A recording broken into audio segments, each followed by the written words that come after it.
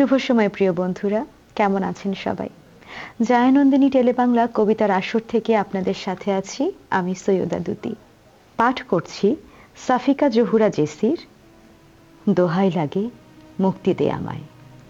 কি শান্তি পাস আমারে কান্দাইয়া, কেন ভুলতে দিস না? কিসের জন্য ঘুইরা ফিরা সামনে চলে আসিস? আমি কি মানুষ না? আমার কি কষ্ট হয় না? ক্ষত শুকাইয়া আসে ঠিক এই সময় কেন আবার স্মৃতি জাগিয়ে তুলিস? কেন ঘুম ভাঙায় দিস ঘুমন্ত বেদনাগুলোর? ভুল মানুষটারে ভুল মানতে দিস না কেন? দ্বিধার হতাশা এমনিতেই আমারে শান্তি দেয় না, তার উপর থাইকা থাইকা কেন জিজ্ঞেস করিস কেমন আছো? মরার লাইগা ছাইরা দিছস যখন মরতে দিস না কেন?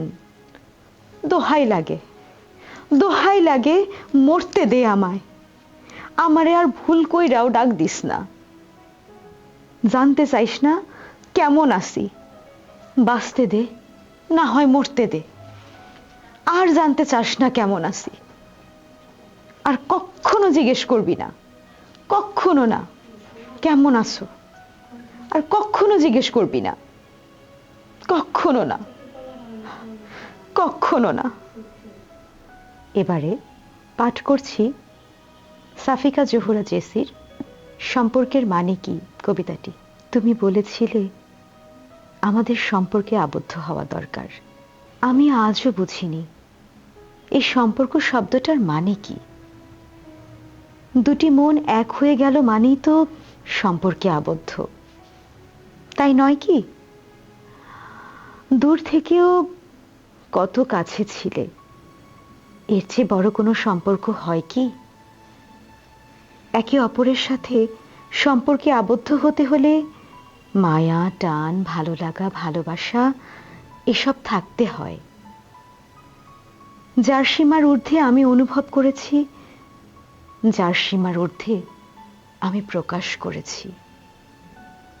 বিয়ে, ঘর, সংসার, এক হওয়া এগুলোর সবই দুই ভাবে হয়, আত্মিক ও সামাজিক। আত্মার উপলব্ধি দিয়ে ঘর বেঁধে সংসার করে গেছি সীমানা ছাড়িয়ে। আর সমাজ, সমাজ বুঝতে পারিনি আজও।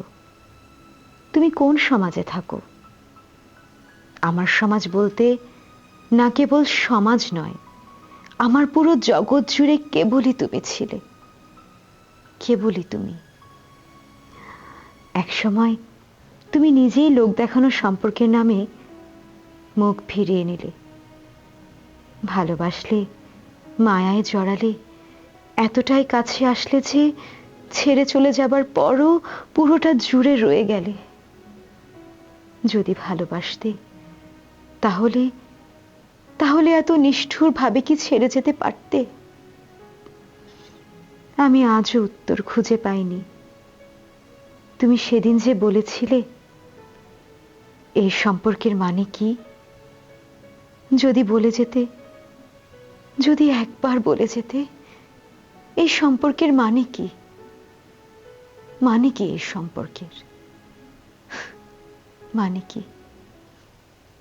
ধন্যবাদ।